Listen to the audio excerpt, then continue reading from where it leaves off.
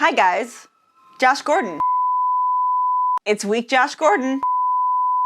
Josh Gordon, and welcome to the Josh Gordon Hour.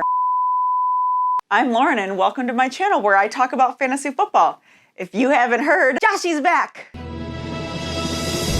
I goddamn love Josh Gordon. I actually think I cut the part out last week that talked about how much I love Josh Gordon, and we are finally blessed with Josh Gordon returning to the NFL. Though it took a really long time for them to even consider reinstating him, but like Antonio Brown, who cares about how many drivers he beats up or how many cameras he breaks? Look at the contrast too.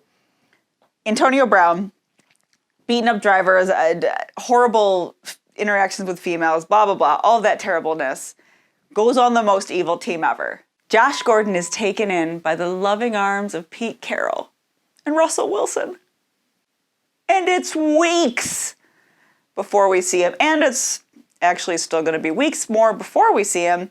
So yeah, Josh Gordon might come back for week 16, so peace out, Tyler Lockett. Drop Tyler Lockett now. I just want to comment a little bit. I don't know if you guys saw this on the halftime show of Tuesday's game, or Wednesday's game, or if you watch Good Morning Football, I think on Monday or Tuesday, because I'm pretty sure Roger Goodell made the exact same comment on both. He was asked about not delaying the Broncos game versus delaying the Ravens game.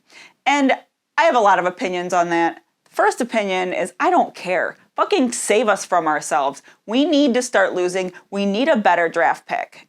End of story. Number two, I genuinely wanted to see what the hell they were going to pull out of their ass. It's more interesting than watching Drew Lock suck. But then I heard his comment. Why the difference in the two decisions? Well, Mike, it starts with our decisions are based on medical issues. It's like, what does that even mean?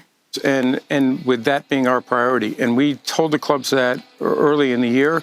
They all understand that. It doesn't really explain why the Ravens-Steelers game is different from the Broncos-Saints game. And that we gave each club additional flexibility with respect to their roster size and flexibility of moving people off of the reserve list. Now, I understand that they felt like it was more contained. I'm not arguing. I'm just saying that this is literally the sketchiest, least informative answer I have ever heard. Almost more directed the answer to why they put the whole position group of the Broncos and called them ineligible than to how the two games differed at all. What do you think? Okay, moving on from bullshit. This week's Trash Whisperer Pick of the Week is Chris Herndon. Now, I know what you're saying. The Jets are clearly bad. This week's pick is brought to you by a lovely show on Netflix called Documentary Now. Last night we were watching, the episode we were watching, I hear Herndon. Of course, immediately I'm like, Chris Herndon. The next news article that flashed on the screen said Canton, Ohio. And then I realized, oh my God, Chris Herndon. This is a sign from the universe. So I dare you to put money on Chris Herndon. So Chris Herndon, congratulations. You are my Trash Whisperer Pick of the Week. Here is my lineup for the week. You will see that despite Delvin not doing great, I'm going to figure out a way to afford him anyway. And I know what you're thinking. We've already discussed that the Jets are bad. Why are you also playing Jets defense? Well, let me tell you. Derek Carr is bad. There you have it. DJ Chark, I think coming back, is going to have a huge game. I also, playing wide receivers against Minnesota is a very smart fantasy play.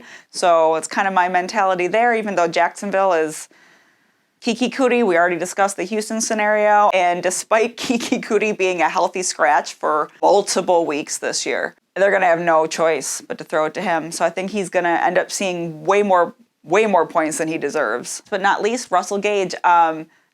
I love watching the Saints defense right now. I think they're doing incredible. With Atlanta throwing the ball and kind of being on this little hot streak they're on of just sucking far less, I do think we're going to see Matt Ryan throwing the ball, and I think Julio being covered, and with Ridley being covered, if Julio plays, I think we're going to see some Russell Gage points. Thanks so much for watching, and remember, forget the stats. Play with your heart. And may the fantasy gods be with you all. I didn't prep this week. Well, I did. Just barely.